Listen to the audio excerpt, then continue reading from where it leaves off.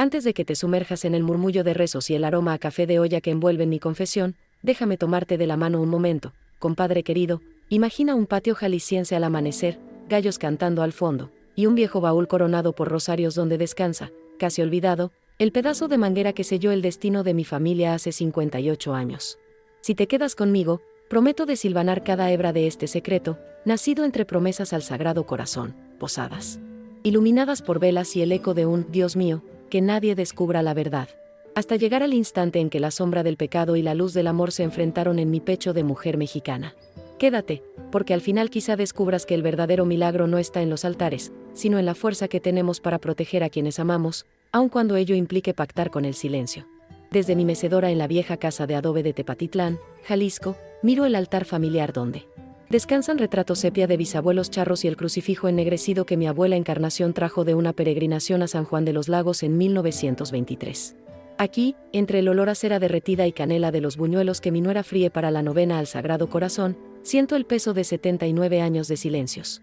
En nuestra familia, el familismo manda, los compadres son casi hermanos, las madrinas guardan secretos con más celo que las llaves del baúl de los recuerdos, y los abuelos, como yo, somos los guardianes de las historias que no se cuentan en voz alta. Ay, Virgen Santísima, nunca faltaron las posadas con piñatas de barro, los tamales envueltos en hojas de milpa y los chiles en nogada que solo preparábamos cuando llegaban los tíos del norte con dólares frescos. Pero también, detrás del aroma a mole y del repique de las campanas de la parroquia, se escondía un miedo antiguo, como la humedad que carcome las vigas, el miedo a que la verdad rompiera la fachada de respeto que tanto defendimos. Durante casi 6 décadas he llevado en mi pecho una manda a San Judas Tadeo, rezar cada 7 de julio un rosario entero y colocar flores blancas en la tumba que todos creen fue víctima de una falla mecánica. Hoy, con el cardiólogo advirtiéndome que el bisturí podría callar mi corazón para siempre, entiendo que esta promesa ya no basta. Necesito hablar. Ayer por la tarde, mientras mis nietas barrían el patio adornado con macetas de barro y bugambilias, la menor, Valeria, mi hijita curiosa, encontró la caja de madera escondida detrás de la imagen de San Martín de Porres. Escuché su grito de sorpresa y el tintinear de los rosarios cuando levantó la tapa y vio el trozo de manguera reseca, las cuentas perladas enredadas como serpientes alrededor del objeto prohibido, y el recorte amarillento del diario de los Altos fechado el 9 de julio de 1967, fatal falla de frenos cobra una vida en la sierra. Sentí que la sangre se me helaba, igual que aquella madrugada en que el chirriar de los grillos fue testigo de mi pecado. Valeria corrió a la cocina, el periódico temblándole en las manos, y me preguntó con voz entrecortada: «Abuela, ¿qué es esto?». Los rezos de la novena quedaron mudos, y hasta el comal chisporroteante pareció guardar silencio. Mis hijos y nueras formaron un círculo a mi alrededor, el aroma a café de olla mezclado con la tensión que se podía cortar con un cuchillo de fiesta. Yo apreté el escapulario contra el pecho y supe que había llegado la hora. Porque en México, los secretos se sostienen con rezos, hasta que los santos deciden cobrarse la promesa. Desde que Rogelio y yo hicimos nuestra boda al aire libre, bajo un arco de bugambilias y papel picado en la placita de Tepatitlán, todo el pueblo supo que el compadrazgo entre nuestras familias era fuerte como petate bien tejido. Sin embargo, al cruzar el umbral de nuestra humilde casa de tabique, la alegría se transformaba en tormenta. Mi marido volvía de sus viajes de trailero con olor a mezcal, el alma cargada de deudas de cartas y los puños listos para descargar su rabia.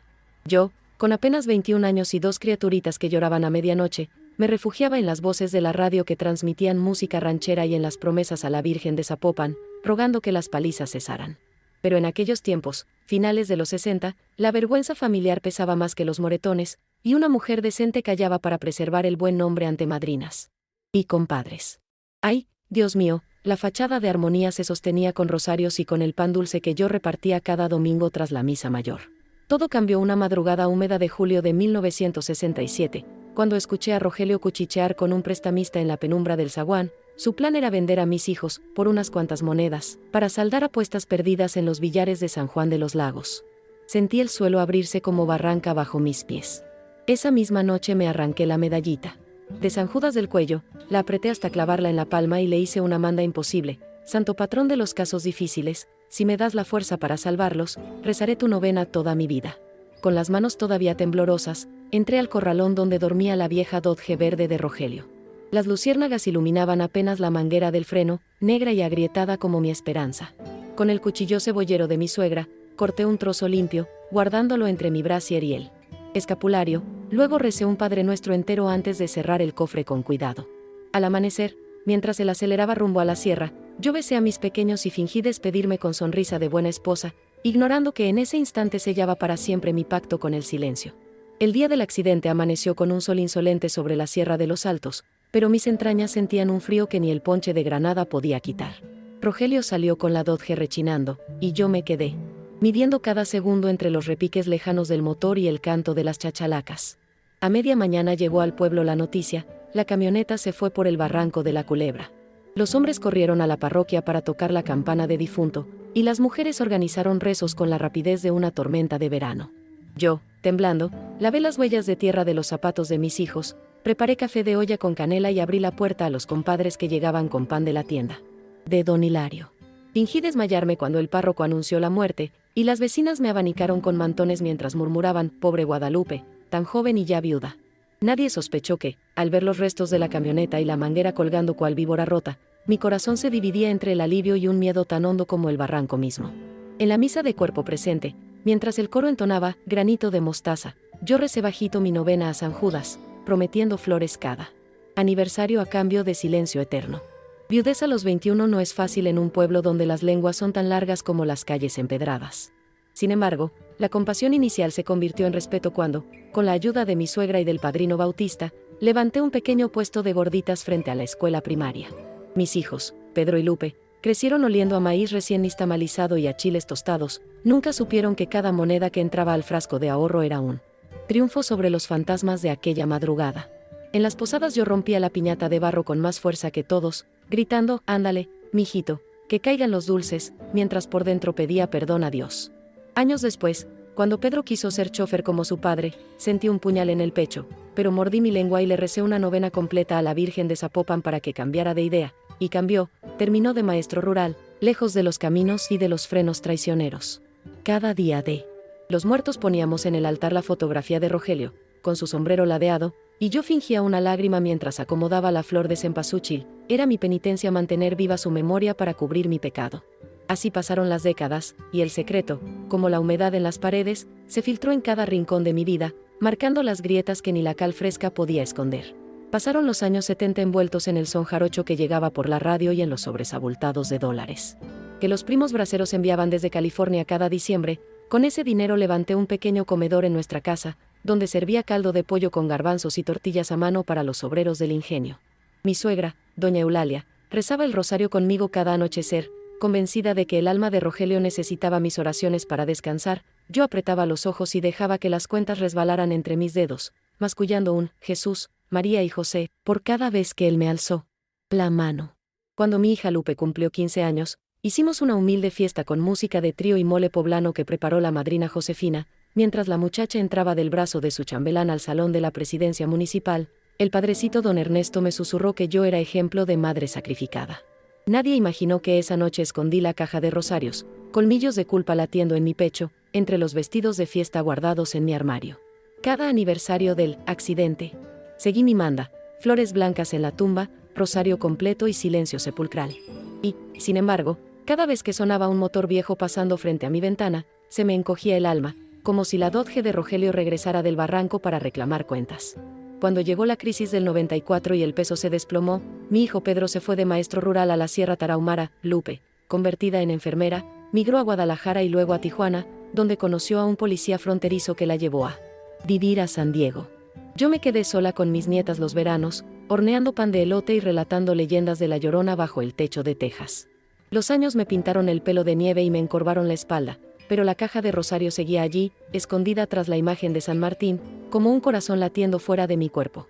En febrero de 2025, el médico del Seguro Social me diagnosticó válvula aórtica calcificada. Necesita cirugía de corazón abierto, doña Guadalupe, dijo con voz grave. Acepté resignada, pensando que quizás San Judas me cobraría la manda al fin. Fue entonces cuando Valeria, limpiando el altar para la Cuaresma, encontró la caja maldita. El silencio de casi 6 décadas se rompió con un suspiro colectivo cuando mis nietos leyeron el recorte amarillento. Me sentaron frente a la cámara del celular, con la luz de la tarde filtrándose por el ventanal, y el murmullo de los rosarios se mezcló con el zumbido electrónico. Abuela, la verdad, pidieron. Sentí que el bisturí ya no sería el único filo que atravesaría mi pecho. Las palabras también cortan, y esa tarde finalmente abrí la herida más antigua. Las primeras palabras que salieron de mi boca ante la cámara fueron un susurro entrecortado, como si aún rezara en secreto. Yo provoqué la falla, para salvar a mis hijos. Valeria dejó escapar un «Dios bendito», mientras mis otros nietos se persignaban al unísono, y el zumbido del ventilador viejo pareció detenerse. Pedro, ahora canoso y con manos de maestro curtidas por la tiza, apretó los puños sobre la mesa de mezquite. Lupe, conectada por videollamada desde San Diego, soltó un sollozo que atravesó la pantalla. Sentí que el aire se espesaba con el olor de las velas encendidas para la novena al Espíritu Santo. Cada llama temblaba como mi voz cuando narré la noche en que corté la manguera, mi manda a San Judas, el silencio que me envolvió como rebozo de culpas. Recordé los rezos fingidos en la misa de difunto, las flores blancas que coloqué, año tras año, y sentí la misma punzada en el pecho que aquella madrugada de 1967. Mis nietos grababan todo, quizás sin entender que el verdadero peso de la historia no cabría nunca en una pantalla de celular. Entre lágrimas repetí: perdón, mis hijos, perdón, mis nietos, y el clic de la cámara selló mi confesión como una absolución digital en este nuevo siglo de redes y suscripciones. Aquella noche, mientras la casa dormía, me arrodillé frente al altar improvisado. La luz tenue de la lámpara de petróleo iluminaba las figuras de la Virgen de Guadalupe y San Judas Tadeo, flanqueados por fotografías en sepia de mis antepasados. Saqué la medallita de San Judas que había guardado desde la tragedia y la coloqué junto al trozo de manguera, como quien entrega un estandarte tras la batalla. Entre los crujidos de la madera vieja recé un rosario completo, cada Ave María cargada de remordimiento y alivio. Al terminar, se escuchó el silbido lejano de un tren rumbo al norte, recordándome las rutas que separaron tantas familias mexicanas en busca de sustento. Pensé en el mañana. Los doctores me esperarían al amanecer para abrir mi pecho cansado, y mis hijos tendrían que decidir si llevar el video de mi confesión a la policía o guardarlo como testamento de amor y pecado. Cerré los ojos y, entre el murmullo de los grillos, hice una última manda: Señor, si me concedes despertar después de la cirugía, prometo contar esta verdad al resto del pueblo, aunque me juzguen.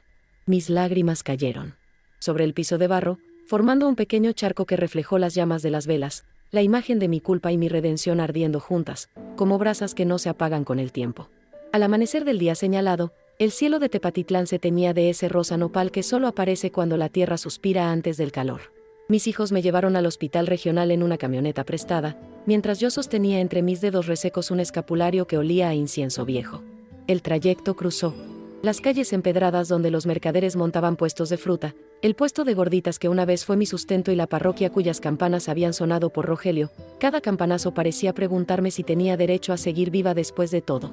Pedro murmuraba salmos en voz baja, Lupe rezaba un rosario desde la pantalla de su celular, y Valeria, la reveladora del secreto, me apretaba la mano como si temiera que el pasado me arrancara de su lado antes que la anestesia.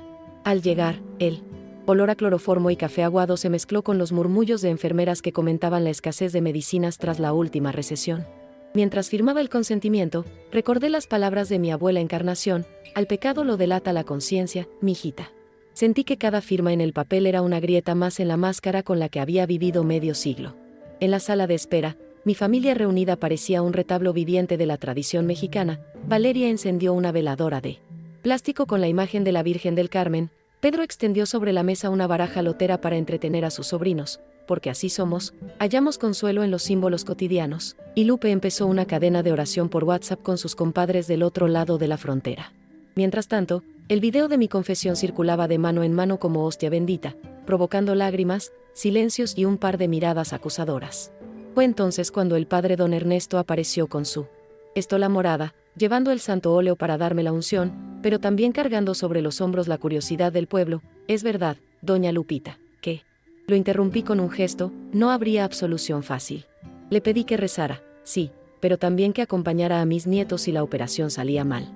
Antes de que la camilla girara hacia el quirófano, miré a mis hijos y les susurré: decidan ustedes si este secreto se entierra conmigo o si florece como advertencia para las mujeres que aún callan.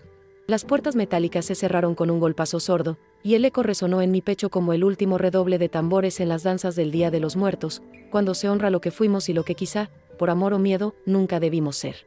Las luces del quirófano me cegaron un instante, igual que aquellos reflectores que iluminaban las posadas de mi niñez. Luego sentí el sopor de la anestesia y dejé que mi mente se hundiera en un sueño denso, poblado de recuerdos que olían a gasolina y pan dulce. Mientras los cirujanos cerraban mi esternón, reviví la tarde en que mi suegra preparó pozole para celebrar el nacimiento de Pedro, y también el crepitar del fuego la noche que corté la manguera. Los dos sonidos se mezclaban. como si la vida insistiera en entrelazar amor y culpa en un mismo latido. Inmersa en ese limbo, vi a Rogelio al borde del barranco, mirándome con una tristeza que no recordaba en su rostro colérico. Extendía las manos, pero entre nosotros pendía la manguera rota, oscilando como un péndulo que marcaba el tiempo de mi condena. Quise pedirle perdón, pero primero apareció San Judas, ángel de los casos imposibles, cubriendo la escena con su manto verde y murmurando: la misericordia se gana con verdad, no con silencio. Entonces, como quien suelta un lastre en medio del mar, sentí que el peso de 5 décadas se desprendía de mi pecho, un pitido largo marcó el fin de la cirugía, y volví a la superficie de la vida con un suspiro que no era de dolor, sino de alivio. Desperté en la sala de recuperación con tubos en la garganta y un zumbido de monitores que parecía canto gregoriano moderno. A mi lado, Pedro sostenía mi mano mientras rezaba el Magnificat con voz entrecortada, y Valeria acariciaba mi cabello, repitiendo: ya pasó, abuela, ya pasó. Lupe, a unos cientos de kilómetros, había enviado un audio de WhatsApp con oraciones y mariachis de fondo, porque así somos los mexicanos, mezclamos la fe con la fiesta incluso en la antesala de la muerte. El doctor anunció que la válvula nueva latía con fuerza, como una polca norteña, bromeó, y la noticia se esparció por el hospital como el olor a tortillas recién hechas. Pero la verdadera prueba comenzó cuando llegó la policía ministerial con preguntas indiscretas. Alguien había filtrado el video de mi confesión. Mi familia, erguida como muro de adobe, me rodeó y reclamó su derecho a decidir qué hacer con mi verdad. Entre susurros, acordaron posponer cualquier denuncia hasta después de mi recuperación, y mientras firmaban documentos de alta médica, sentí, por primera vez en 58 años, que el secreto ya no era solo mío, sino de todos nosotros. Un nuevo pacto nacía en ese cuarto blanco, uno de transparencia, responsabilidad y, quizá, de perdón compartido. Al volver a la casa, todavía con el vendaje en el pecho y el aroma a yodo pegado a la piel, descubrí que el video de mi confesión se había esparcido como polvo de estrella sobre los celulares del pueblo y de la diáspora jalisciense en Chicago, Los Ángeles y hasta Madrid. Desde el portón de fierro forjado pude oler el atole de guayaba que doña Tomasa, mi comadre de toda la vida, estaba repartiendo a los curiosos. Algunos llegaban con mirada de reproche y otros con ojos cargados de compasión. La calle empedrada parecía fiesta patronal sin banda, niños corriendo con trompos, señoras murmurando oraciones, hombres con sombrero que se quitaban el sudor con pañuelos bordados mientras debatían si la Lupita había hecho justicia divina o puro pecado mortal. Yo me senté en la mecedora de mimbre, la misma donde tantas noches bordé servilletas para las posadas, y, antes de pronunciar palabra, probé un sorbo de caldo de pollo que mi nuera me acercó. El vapor me recordó que la vida continúa, pero mi garganta no olvidaba el sabor a llanto contenido. Ahí, bajo los papeles picados que todavía colgaban de la última fiesta de San Juanito, comprendí que los secretos, cuando se airean, ya no pertenecen al pecador, sino a la colectividad que los absorbe, los mastica y decide qué relato contar a las siguientes generaciones. A los pocos días, el padre don Ernesto convocó a una reunión en el salón parroquial. Querían organizar un círculo de reflexión sobre la violencia intrafamiliar, algo impensable en los 60, cuando a las mujeres solo nos quedaba aguantar vara. Llegué apoyada en el brazo de Valeria y, antes de entrar, toqué la pila de agua bendita como si necesitara reafirmar que mi cuerpo seguía en este mundo. Dentro, un grupo de madrinas agitaba abanicos de palma. Sobre la mesa, tamales de rajas y champurrado invitaban a la fraternidad, mientras en la pared colgaba una lona con la imagen de San José Obrero y la frase: la verdad nos hará libres. Tomé la palabra y, con la voz aún rasgada por los tubos de la cirugía, conté cómo las novenas habían sido mi refugio y mi mordaza, cómo la promesa de rezar cada 7 de julio mantuvo viva mi culpa y también mi esperanza. Propuse que, en la próxima posada, las mujeres del barrio lleváramos listones morados anudados al rebozo, símbolo de que ninguna debía callar golpes ni amenazas. Algunas aplaudieron, otras suspiraron: Ave María Purísima, temiendo el que dirán, pero el compadre Bautista, aquel que me ayudó a levantar el puesto de gorditas, alzó su sombrero y dijo: si las viejas hablan, tal vez los hombres aprendamos a no repetir errores. Sentí entonces que mi manda adquiría nueva forma, ya no era solo rosario y flores blancas en una tumba, sino semilla de diálogo que podía germinar en los corazones cansados de tantas familias mexicanas. Las semanas siguientes trajeron una mezcla extraña de escándalo y esperanza. Por un lado, la policía ministerial continuó insistiendo en esclarecer el homicidio de 1967, pero por el otro, las madrinas del barrio organizaron tertulias en la casa de la tía Meche, donde entre pan de nata y chocolate de metate las mujeres contaban, por primera vez sin bajar la voz, las veces que un marido borracho les fracturó las costillas o un compadre las amenazó con quitarles a los hijos. Yo, con mi cicatriz aún fresca bajo la blusa bordada, escuchaba y asentía, entendiendo que mi historia, esa mezcla de amor, miedo y pecado, había abierto un portón que ya no se cerraría. Don Ernesto convocó además a los hombres al atrio de la parroquia para reflexionar sobre la hombría bien entendida, y allí, bajo la sombra del pirul centenario, los hijos de los peones del ingenio confesaron que preferían aprender a criar con ternura que a heredar el cinturón de cuero de sus padres. El pueblo entero comenzó a repensar sus tradiciones. La próxima posada tendría una piñata en forma de corazón remendado, símbolo de sanación colectiva, y la banda contratada tocaría La Llorona, en versión lenta, invitando a llorar lo que nunca se lloró.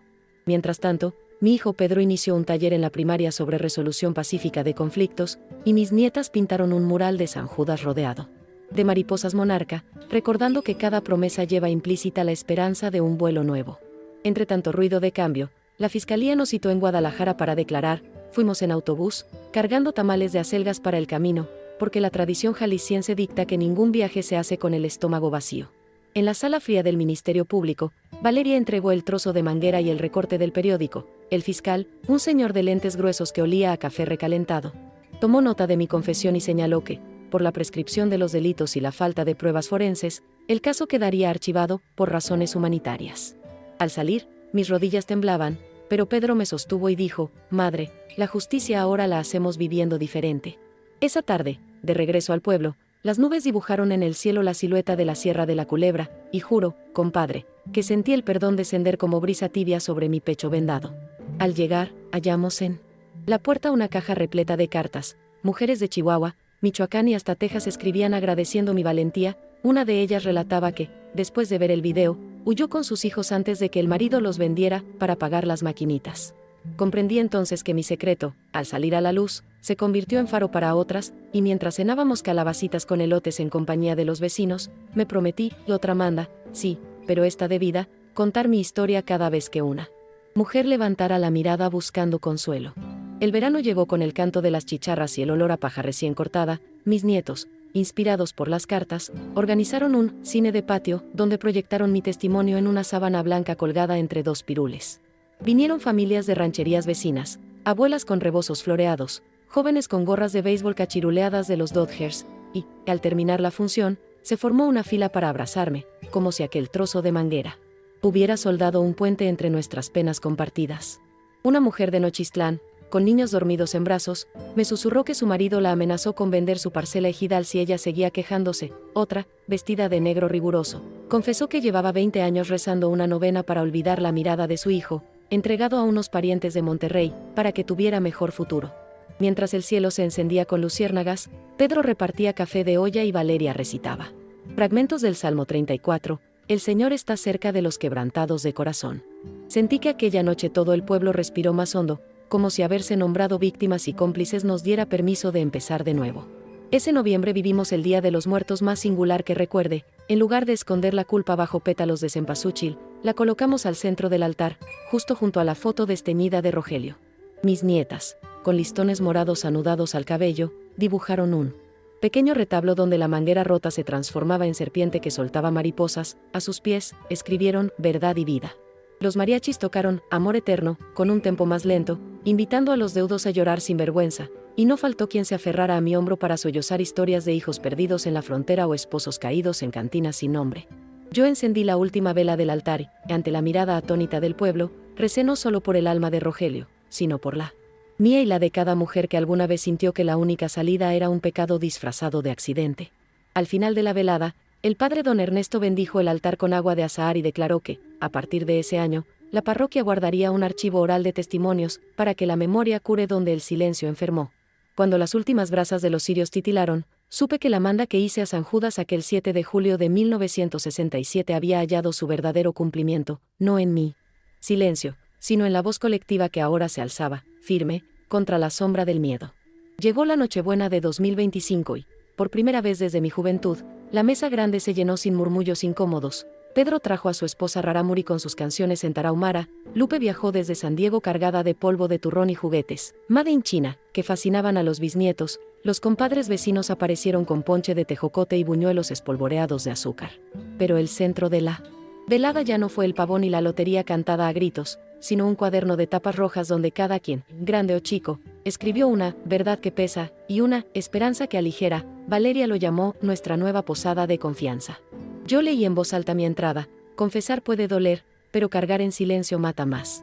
Al terminar, brindamos con rompope casero mientras el niño Dios reposaba en un pesebre tejido por las mujeres del círculo de reflexión. Nadie mencionó a Rogelio con temor, ni con odio, simplemente lo recordamos como parte de un pasado que, al ventilarse, dejó espacio para un presente menos agrietado. En enero siguiente comenzamos otro rito. Cada miércoles, después de la misa de 7, abrimos la puerta del comedor comunitario para una noche de cartas abiertas. Allí, bajo la luz amarillenta de focos ahorradores y el olor a frijoles de olla, las familias de Los Altos comparten historias de migración, herencias disputadas, hijos dados en adopción y promesas rotas, historias que antes solo se susurraban durante las novenas. El cura don Ernesto acude, pero no para absolver sino para escuchar. Los hombres que antes se encogían en silencio ahora llevan guitarras y tocan sones jarochos entre testimonio y testimonio, devolviéndole al dolor un ritmo que no aplasta. A mitad de cada encuentro, Valeria pasa un lazo de listones morados. Quien comparta su verdad lo sostiene un momento y reza, que esta palabra sane, no hiera. La manguera rota descansa en una urna de cristal al centro de la mesa, recordatorio tangible de cómo un objeto de muerte puede transformarse en símbolo de vida.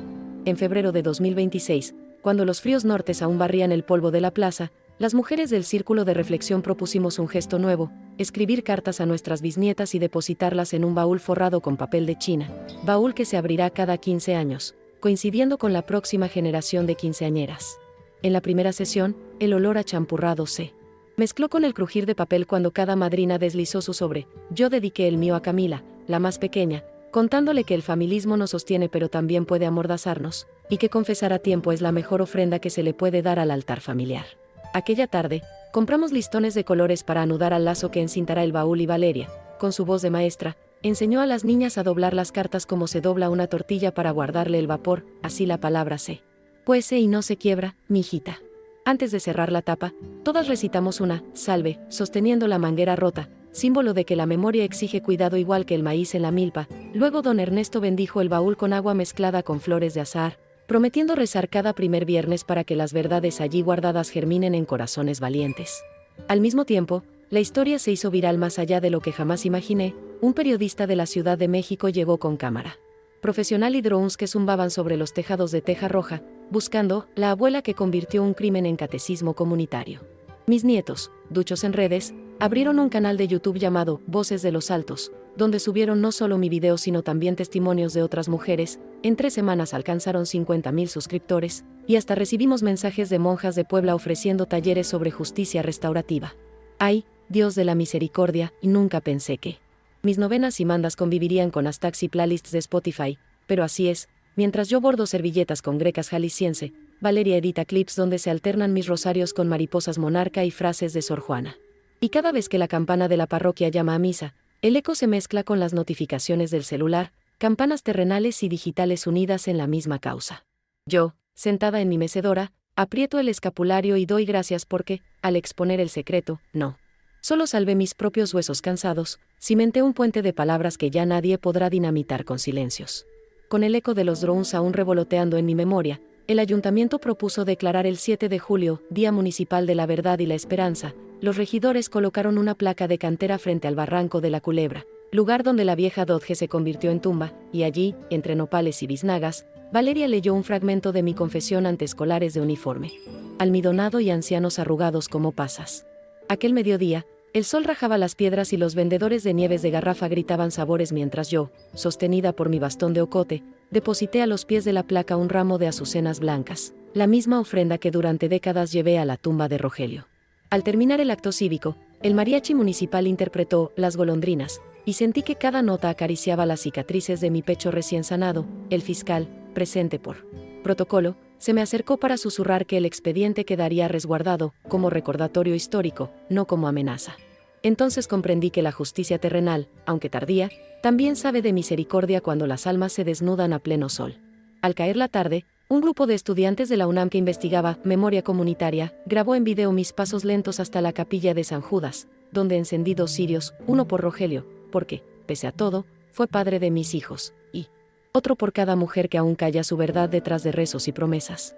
Allí, bajo la bóveda encalada y el olor a flores de oblea, hice mi última manda: donar la caja de rosarios, la manguera rota y aquel recorte amarillento del Diario de los Altos al pequeño museo parroquial que Valeria y Pedro planean inaugurar.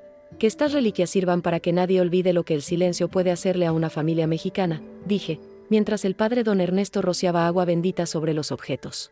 Al salir, la luz anaranjada del crepúsculo pintó la fachada de la capilla como si derramara miel sobre adobe, y sentí en los huesos una ligereza nueva, la misma que se experimenta cuando, tras años de cargar costales de maíz, se aprende por fin a soltar el peso justo antes de cruzar el arroyo.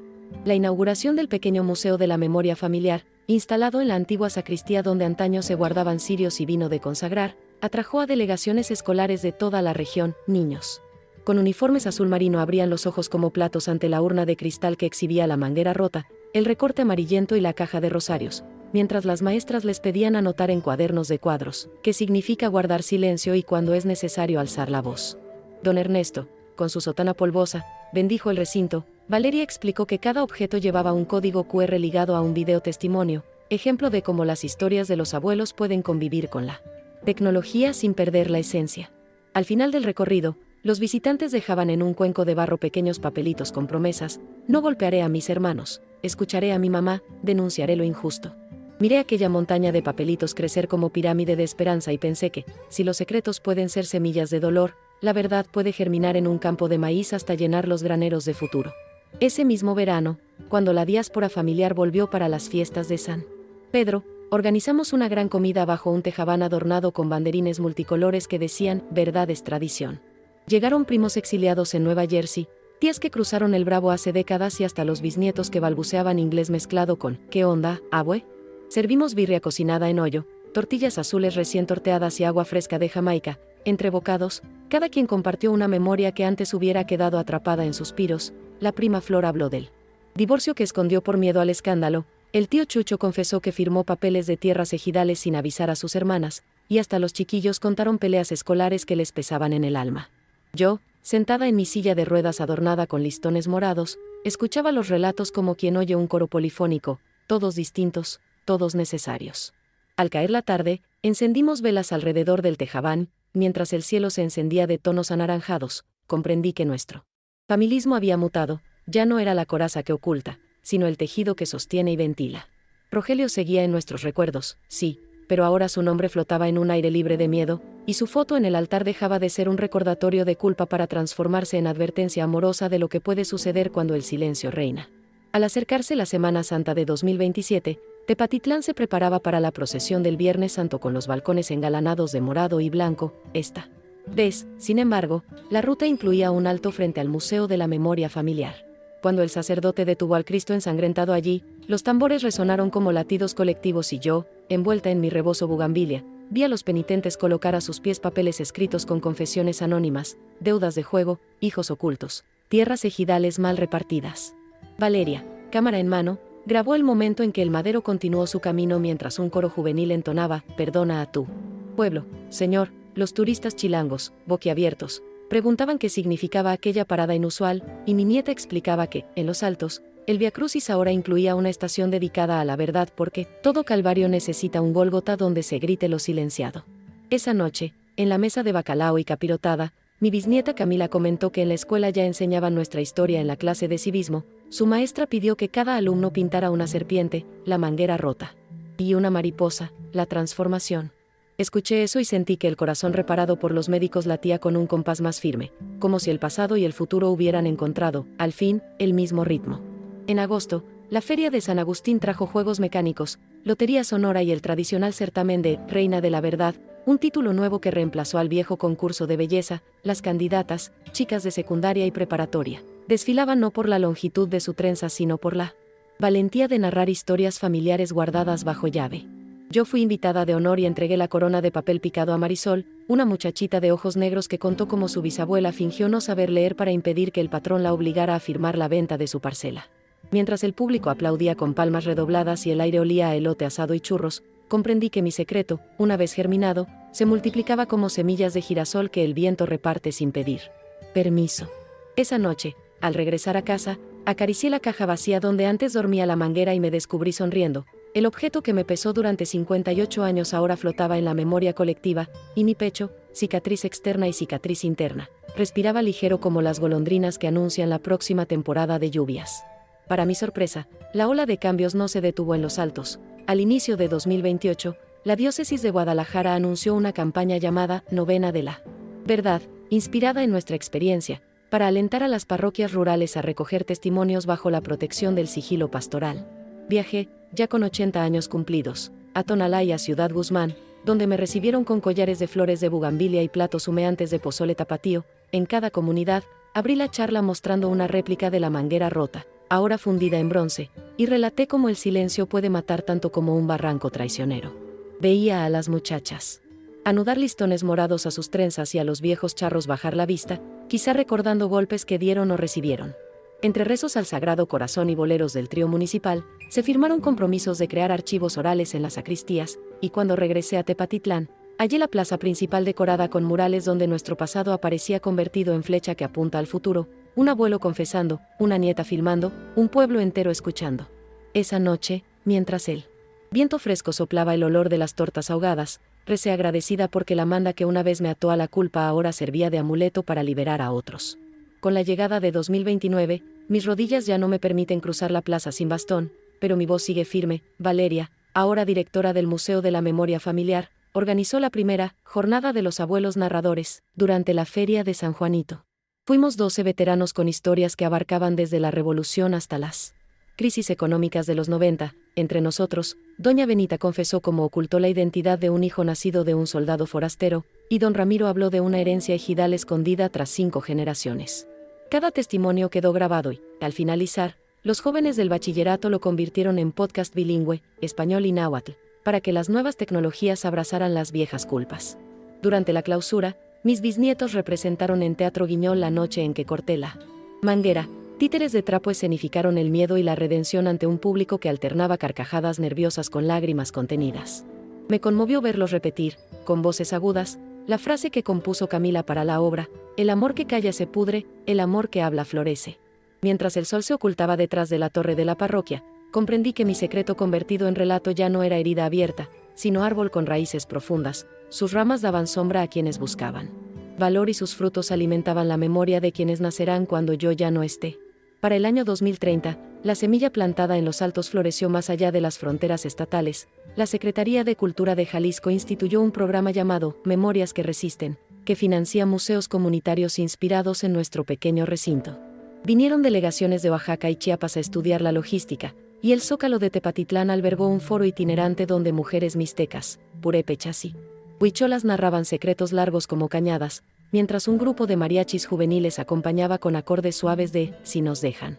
Yo, con mi mantita de lana sobre las rodillas, observaba cómo las jóvenes blogueras transmitían en vivo por TikTok la urna con la manguera rota y cómo los niños, entre raspados de mango y churros rellenos, copiaban en sus cuadernos la frase que ya se había vuelto mantra local: el amor que calla se pudre, el amor que habla florece.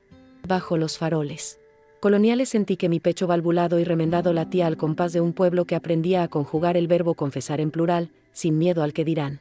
Pero la vida, como buen guapango, sube y baja. En 2031 mi salud se resintió de nuevo y los médicos recomendaron reposo absoluto. Aún así insistí en asistir al primer Encuentro Nacional de Nietas y Nietos Narradores, organizado por Valeria y auspiciado por la UNAM. El evento se celebró en la explanada del Museo de la Memoria Familiar. Allí, cientos de jóvenes, cuadernos y cámaras en mano, se sentaron en semicírculo mientras yo entregaba, entre aplausos, la réplica en bronce de la manguera rota a Camila, ya adolescente, nombrándola guardiana de la verdad. Ella prometió continuar la manda, ahora transformada, no rezar en silencio, sino alzar la voz por quienes todavía no se atreven. Esa tarde firmé la donación de mi casa a la de los buñuelos y las piñatas de barro para convertirla en centro de documentación oral. Sentí, al estampar mi nombre tembloroso, que el círculo se cerraba. El hogar donde se gestó un pecado mortal se convertía, al fin, en cuna de perdones compartidos.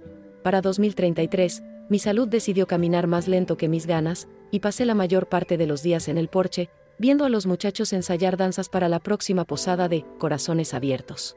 Desde allí alcancé a escuchar cómo el viejo altavoz del kiosco anunciaba que nuestro Museo de la Memoria Familiar había sido nombrado Patrimonio Cultural Comunitario de Jalisco. La noticia llegó con un repique de campanas que parecía mezclar el ayer con el mañana. Valeria, ya convertida en cronista del municipio, trajo un ramo de rosas de Castilla y leyó la carta oficial. La placa reconocía el valor de convertir el dolor en pedagogía colectiva. Mientras tanto, Camila, nuestra guardiana de la verdad, organizaba grupos de estudiantes que viajaban a rancherías remotas para grabar las historias de abuelas que nunca aprendieron a escribir. Regresaban con cassettes y celulares llenos de voces quebradas que, al reproducirse en el museo, sonaban como un coro de esperanza.